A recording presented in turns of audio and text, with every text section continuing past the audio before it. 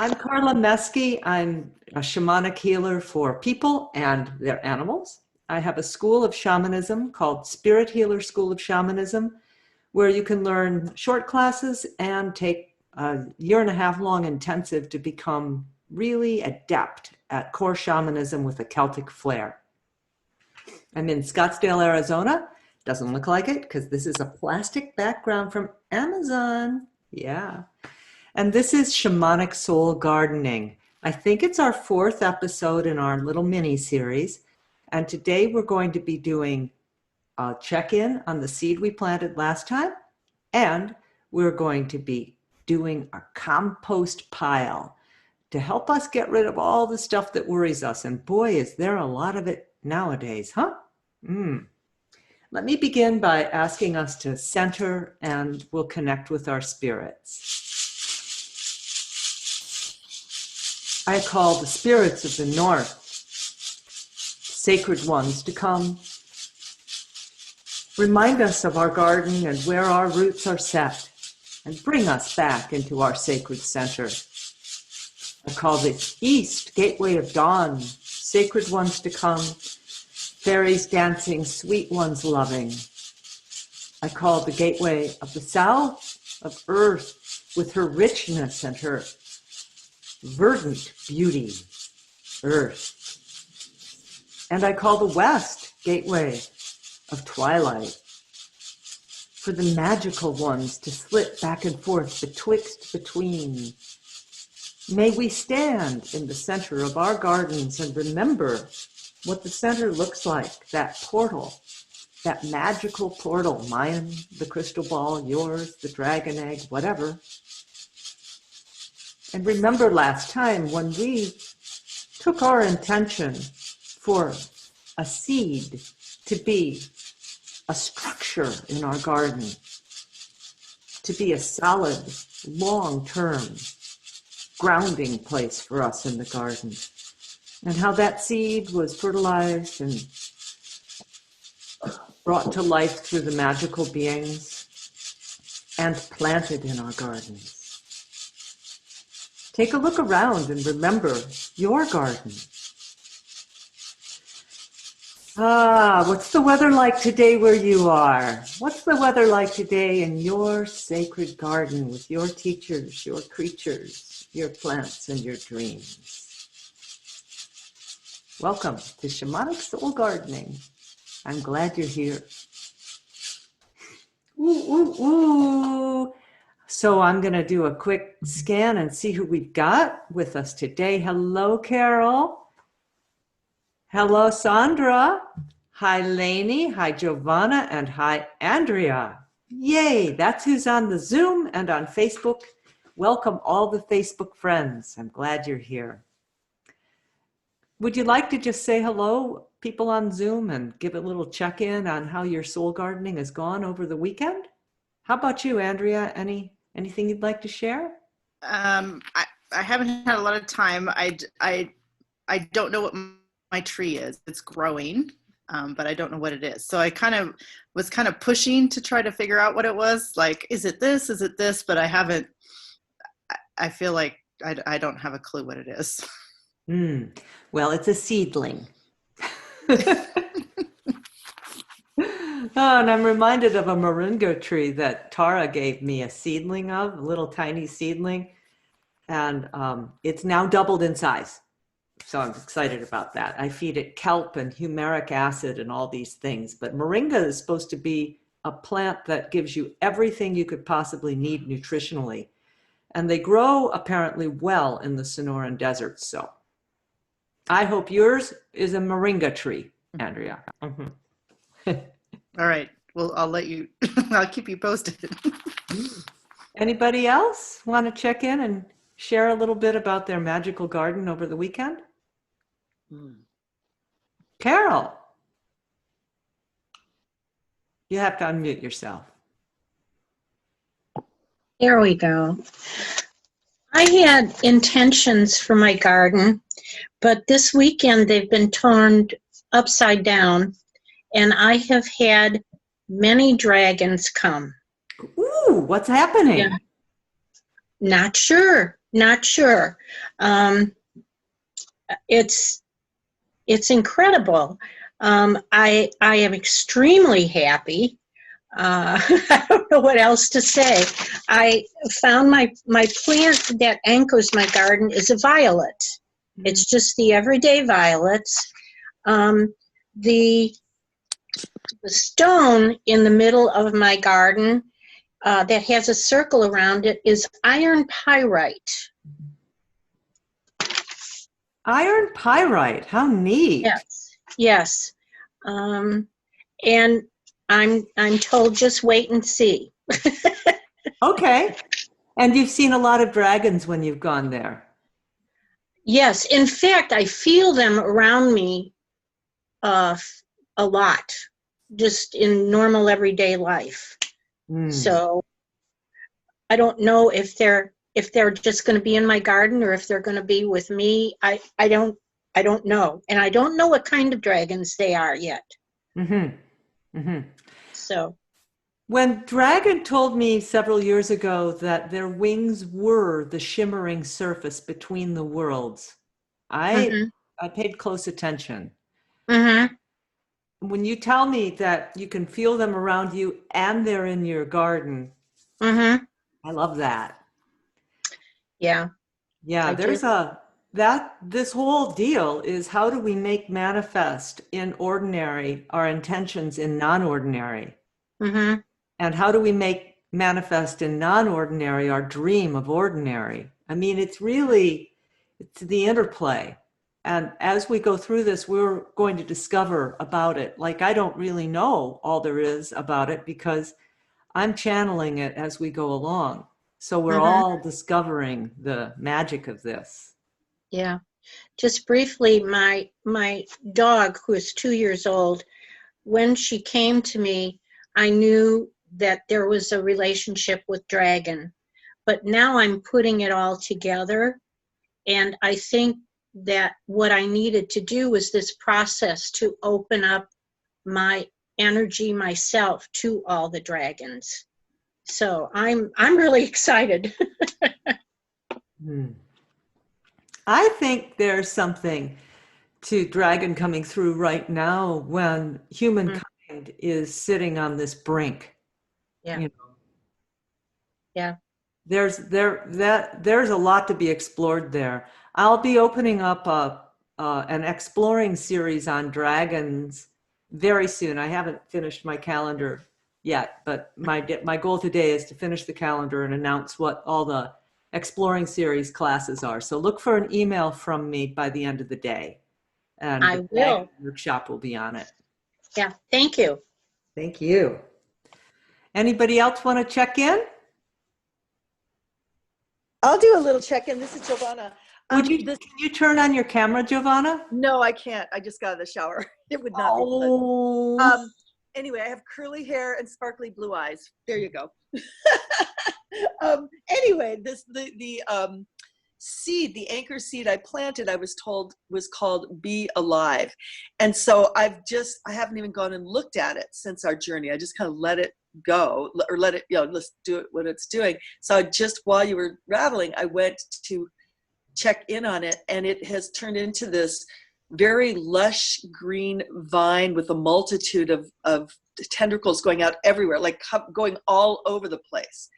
Very, very full of life. And I can feel, it feels very exciting when I look at it. It's very exciting. So anyway, that's my little update. I see on it little wisteria-like flowers, but smaller. Oh. Yeah. Sweet. Yeah. Nice. Yeah. So that's my check-in. Okay. Well, let's move on now to our, probably, I kind of think, the most valuable part of our garden, which is the compost pile. As I was working on my compost pile, Grandmother Sunflower said, "Darling, you don't need a compost pile. You need a compost tunnel where you start at one end and you go in and we completely dismember you and disengage you from all of the caca and pull all your snark and pull all of your fear and pull all of your everything out. And then as you move slowly through this tunnel, the dismemberment will be as complete as we can make it this trip through. And you'll emerge, and there will be this beautiful soil for you to use for planting your garden. It used to be that my compost pile was this simple affair over on the northwest side of the garden, where I'd go and I would offer out all of the things in me that I was ready to shed. And it was a simple process. And then I'd get rained on and I'd have my beautiful soil. Now it's getting more complex. This is probably because I've been paying attention to the news. And I don't really regret that, because I think it's important to be an informed citizen. I think that's part of our contract. Part of my contract, choosing to be an American when I was born, was to also choose to be an educated and informed citizen. So this means I have to do a lot of composting. But today we're going to figure out your compost pile. And why is composting so important? For the same reason that it is the only thing we can do that really makes our soil and our land beautiful. It's the same thing we can do to make the fruit of our life beautiful. We can go in and ask the spirits to dissolve out of us the things that no longer serve.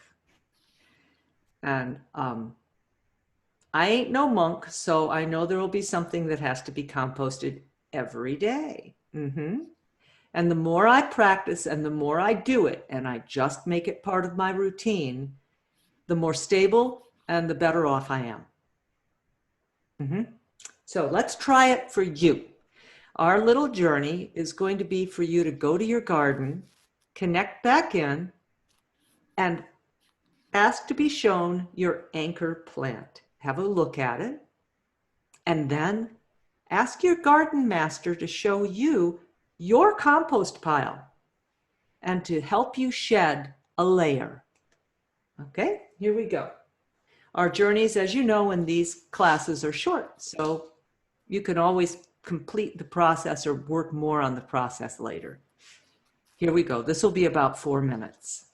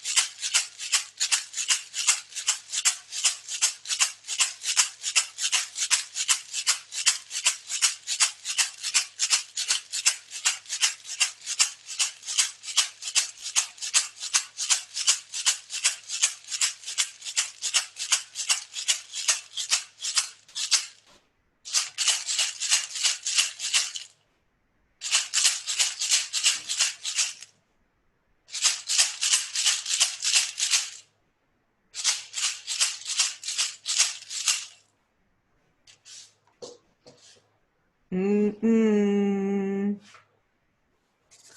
So they took me to a place. It's in this big composting tunnel. There's a room. There's a beautiful room, and the dragons come there to feed, and they feed on the stuff that I give them. And so this was specifically around my a sense that I need to tell the world something that they already know anyway, but somehow I feel like I need to share it, right? And I don't, but I feel compelled. So instead of going down that rat hole and compelled and doing it, instead, social media, I'm going to take that urgent feeling and give it to the dragons completely.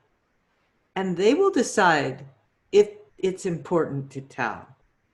And they will use that energy to feed little dragons, to take care of their dragon world. And if it is true, I can trust them to tell. And if it is not, I don't have to worry about it. And the fruits will come back. So that's what I just got in my little compost world. How about you guys? Anything good to share?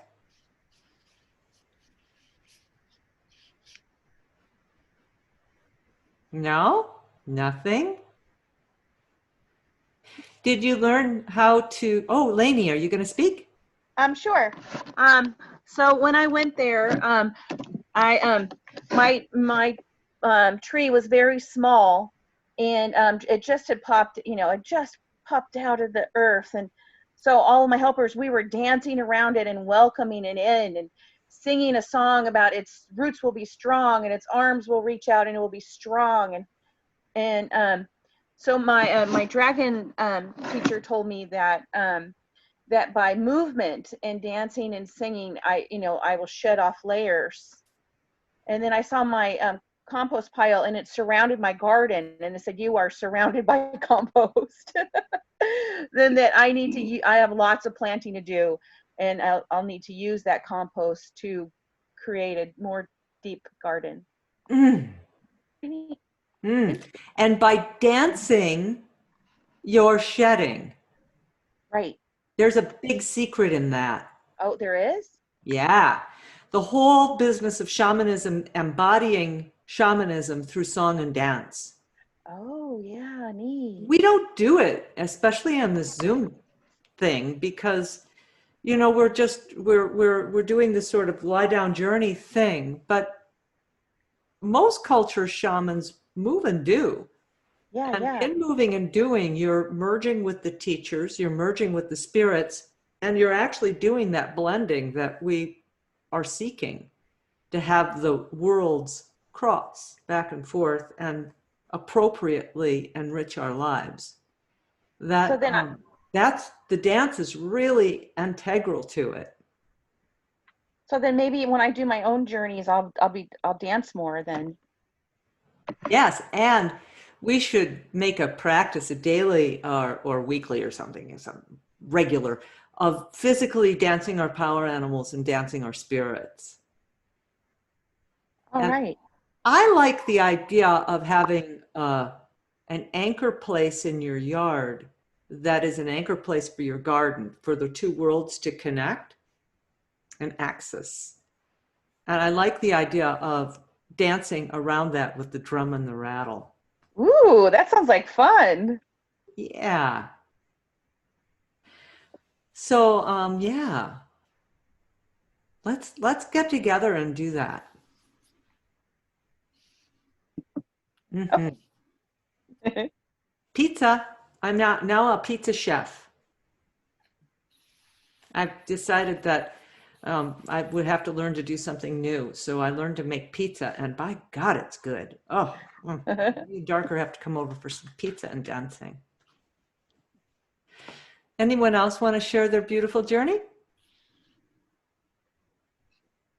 I guess I just want to say that interesting because I on my compost pile and dumped some shit on it, and as soon as I did that, I felt light, and I was dancing after, and then I noticed that I got some power animals that came out of the forest. They liked kind of the feel of that, I think. So they came and were enjoying the joy of dumping stuff on the compost pile.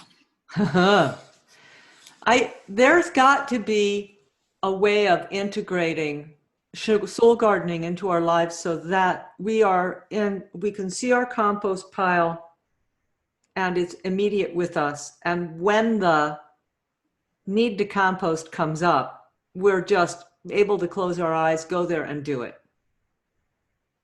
And have just a mini shed, a mini transfiguration. Okay? So let's make that a commitment to ourselves for the next couple days that we're going to work with our compost pile and we're going to make a daily, at least, practice of dumping into it. And let's make a commitment that we will go and reap the rich soil from it and start using it to prepare a garden bed. For this month of July, our mission is to decide what our summer garden, what we want to create in our lives this summer. Set that intention, prepare a ground for it in the garden, plant the seeds, and then nurture and then harvest. And we'll do this through the month of July. We're going to meet this week twice, and then in the future, we're going to once a week. And we're doing it on Wednesdays. So we'll be Monday and Wednesday of this week, and then Wednesday, and Wednesday. On the last week of this month, I'm taking off. Tara and I are going to go horse camping at Little Eldon and Flagstaff with our ponies. Yay. Need to get out and go out and play and do. So far in our soul gardens, we have discovered our center, which is a portal to all dimensions. We've met our gardening teacher and we're establishing relationships. We've planted an anchor plant that we need to look at and tend and honor. We've created our compost bin and we're going to make a commitment to shed and clean and do.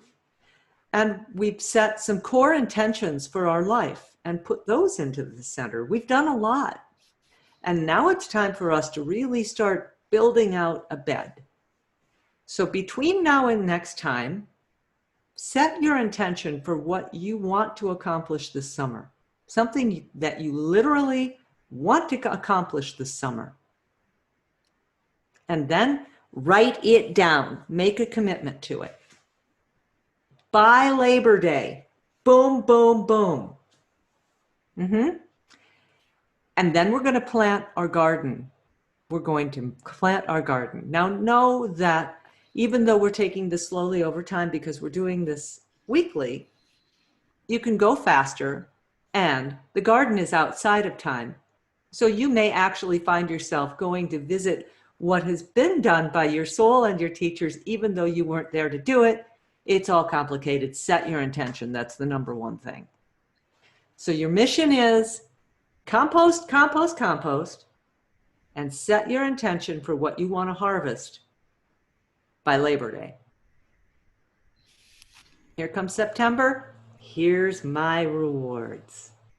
All right? Would anyone like to share anything that they have to share regarding this?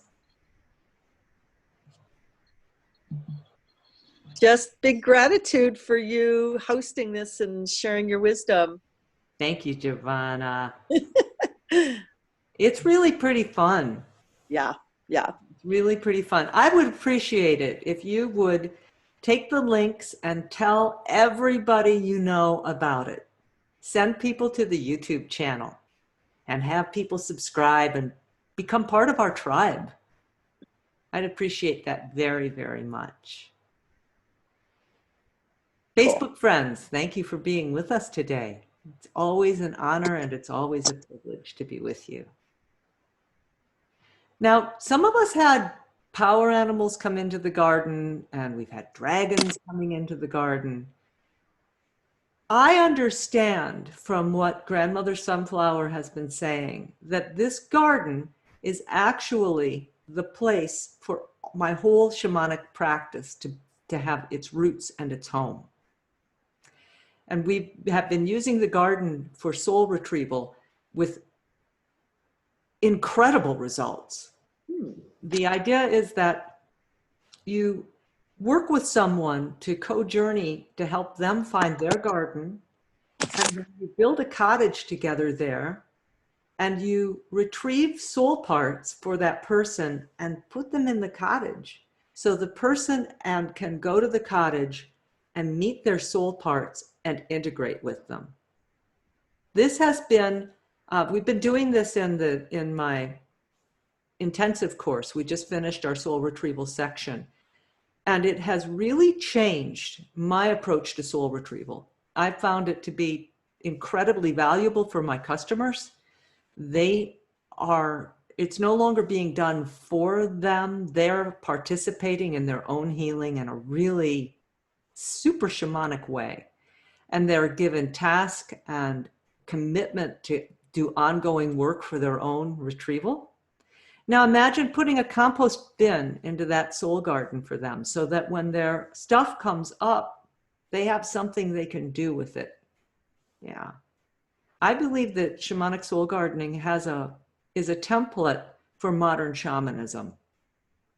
And my mission, my intention for by Labor Day is to lay out how that is going to look as grandmother sunflower's gift to the world through my little yap, yap, yap, to get the first layout of what that looks like for soul gardening to be an integrated platform for modern shamanism.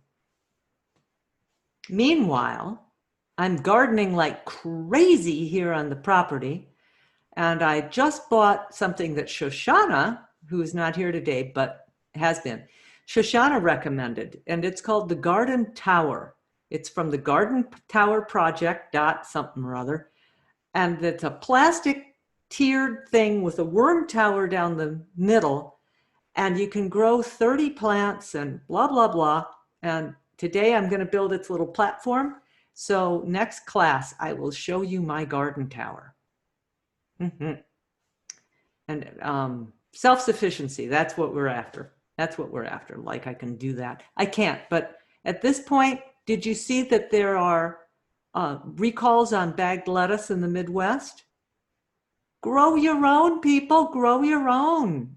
That's what I'm saying.